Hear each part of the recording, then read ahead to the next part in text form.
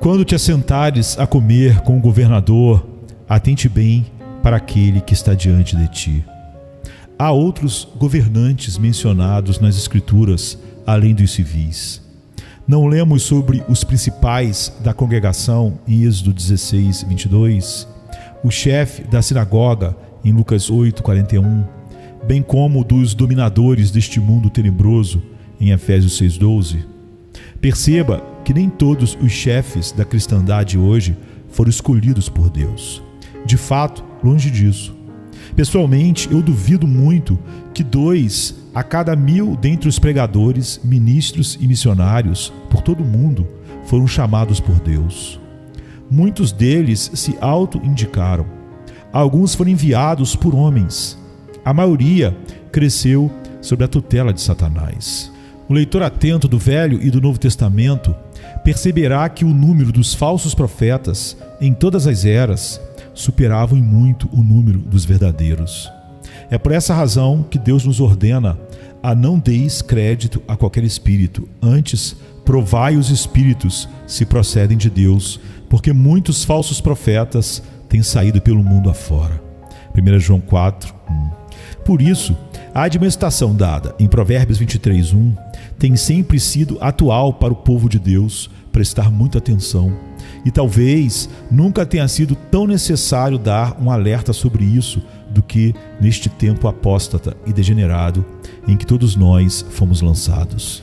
A pregação que ouvimos, e que em certa medida é absorvida, tem precisamente o mesmo efeito sobre nossas almas, assim como a comida que comemos tem efeito sobre nossos corpos.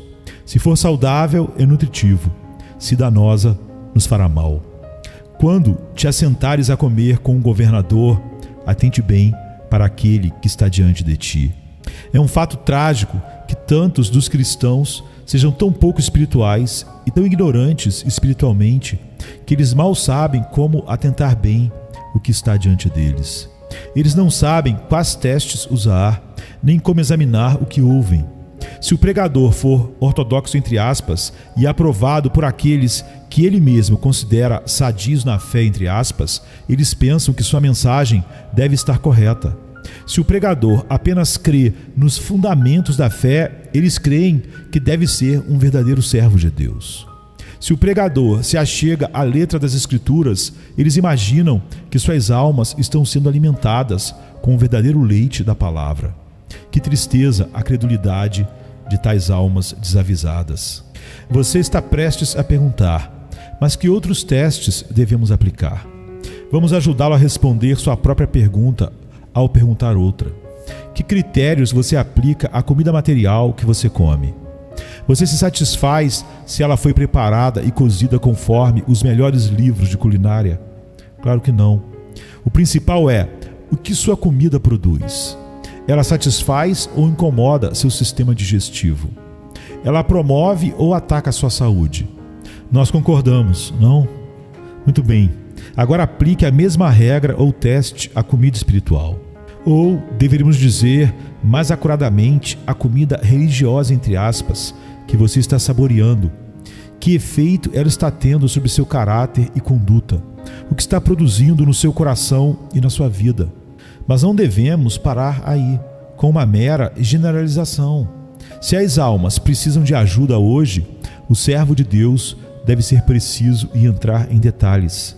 Pondere cuidadosamente estas questões, querido. A pregação que você ouve é centrada em Cristo e entra no seu coração pelo poder do Espírito? Se não, qual o uso de ouvi-la? A pregação que você ouve lhe faz em pedaços, sonda a sua consciência, lhe condena e lhe faz clamar: desventurado homem que sou? Ou ela traz mais informação para seu conhecimento, ministra ao seu prazer e lhe faz sentir-se satisfeito consigo mesmo? Não trate estas questões levemente. Nós lhe imploramos. Ou você estará se mostrando como seu próprio pior inimigo. Defronte-se com elas de forma equilibrada e justa, como se na presença de Deus. Atente bem o que está diante de você saindo do púlpito, pois só pode fazer duas coisas: ajudar ou atrapalhar você. Ou promove humildade ou alimenta o orgulho. ou lhe estimula a desenvolver com esforço a sua salvação com temor e tremor, ou apoia a segurança carnal e confiança em si mesmo, ou lhe faz clamar a Deus dia e noite para que ele produza em seu coração um ódio cada vez maior ao mal, ou provavelmente, de forma inconsciente, te leva a pensar do pecado como algo não tão sério, dando desculpas de pequenos erros e lhe consolando com o pensamento de que nenhum de nós consegue ser perfeito nesta vida, mas que Deus diga: tornai-vos santos também vós mesmos em todo o vosso procedimento, como está em 1 Pedro 1,15. Mete uma faca à tua garganta, se és homem glutão. Provérbios 23:2. Essas são palavras fortes, não é mesmo? Sim, e o assunto as exige. Muito poucos percebem as temíveis consequências que advêm de violar esse mandamento de Cristo. Atentai no que ouvis. Marcos 4:24. Falsa doutrina tem o mesmo efeito sobre a alma que veneno tem sobre o corpo. Mas Satanás apela ao orgulho de tantos e tem sucesso em fazê-los acreditar que estão imunes, que eles estão tão bem estabelecidos na verdade que ouvir o erro não lhes fará mal. Entretanto, o Espírito Santo diz: não vos enganeis, as más conversações corrompem os bons costumes. 1 Coríntios 15:33. Elas não podem corromper, mas irão corromper. Sim, ainda que você esteja bastante desavisado disso. Mete uma faca à tua garganta, se és homem glutão. Isso é claramente uma palavra de aviso para aqueles que são consumidos de curiosidade para ouvir cada novo evangelista, entre aspas, ou professor da Bíblia, entre aspas, que vem à cidade. Aqueles que têm um apetite insaciável para experimentar cada festa religiosa que é divulgada em sua comunidade. É isso que significa homem glutão, o que anseia ouvir o último sensacionalista do púlpito ou do palco. Para todos estes, Deus diz: segure-se e não poupe medidas para checar essa tendência perigosa. É perigoso para você mesmo violar essa admoestação divina. Se você desobedecer, Satanás irá ou matá-lo ou envenená-lo e colocá-lo para dormir profundamente. Não cobices os seus delicados manjares, porque são comidas enganadoras. Provérbios 23:3. Sim, ele tem manjares para te oferecer. É por isso que tantos são atraídos à sua mesa. Esses manjares, entre aspas, são habilidosamente variados para chamar a atenção de diferentes gostos.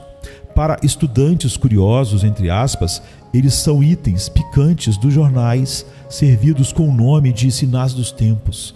Mas estas são comidas enganosas, pois deixam a alma com fome e improdutiva. Não há nenhum nutriente espiritual nas mesmas. Para os jovens enérgicos, há uma agradável apresentação do serviço cristão, do culto cristão, chamando-os a se engajarem na obra do Senhor.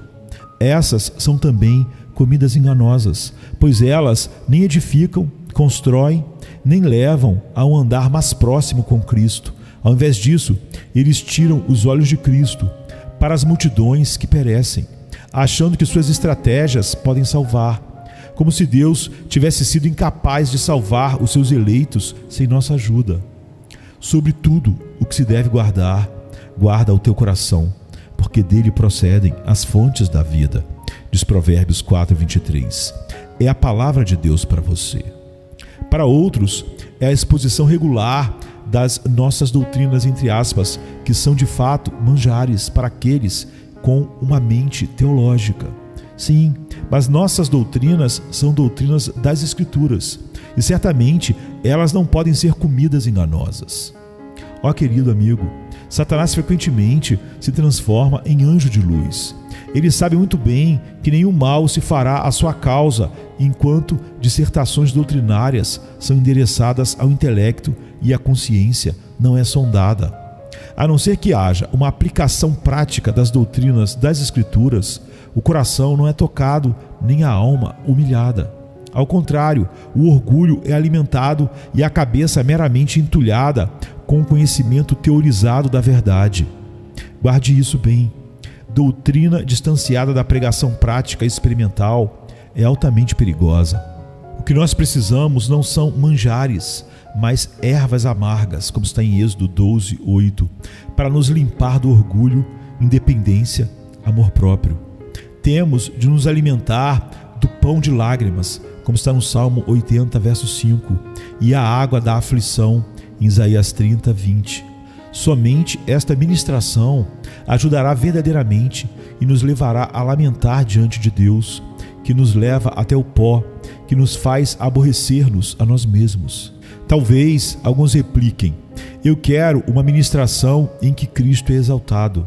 Bom, mas você tem prazer em uma ministração que lhe faz ver quão diferente de Cristo você é em seus caminhos e o quão longe você está do exemplo que Ele nos deixou para ser seguido. Uma ministração de Cristo fiel e equilibrada inclui seu ensino sobre discipulado, seus clamores e exigências sobre nós, seus preceitos e avisos de perigo. Tome cuidado com manjares agradáveis à carne, querido. Nós pulamos os versos intermediários e chegamos ao 8 de Provérbios 23. Vomitarás o bocado que comeste e perderás as tuas suaves palavras. Sim, se você é realmente um filho de Deus, isso é o que o Espírito irá fazer com você, cedo ou tarde. Ele irá fazer o seu coração ter náusea com aqueles manjares, entre aspas, que agradam a carne, com os quais você tanto se deleita agora. Ele lhe fará se voltar com desgosto daquilo que os professores vazios lhe alimentam com tanta avidez. Falamos com base em uma dura experiência. A ovelha não pode crescer com o alimento dos bodes. Se seu pregador é admirado e elogiado por palavras macias e agradáveis, você pode estar certo de que seu ministério não lhe pode ajudar. Se grandes multidões o ouvem entusiasticamente, é um sinal seguro de que ele não ministra a palavra no poder do Espírito. As multidões nunca abraçaram a verdade de Deus avidamente. É por isso que ela é chamada de o escândalo da cruz. Para fecharmos, vamos apenas dizer que tudo o que foi apontado como atentar bem à pregação que você ouve se aplica com a mesma força ao ouvir através de meios de comunicação. Atentais no que ouvis. Se não deixar sua consciência mais macia, a deixará mais cauterizada. O mesmo se aplica à leitura. A maioria das revistas ortodoxas, entre aspas, e fiéis, entre aspas, que são impressas hoje, só podem lhe fazer mal, pois não possuem nada que lhe faça chorar diante de Deus, nada para aumentar o temor do Senhor em sua alma, nada que lhe levará à mortificação crescente de seus membros sobre a terra. Se tem sido este o caso, evite-os como uma praga. Afastai-vos, pois, do homem, Isaías 2:22, e se alimente da palavra.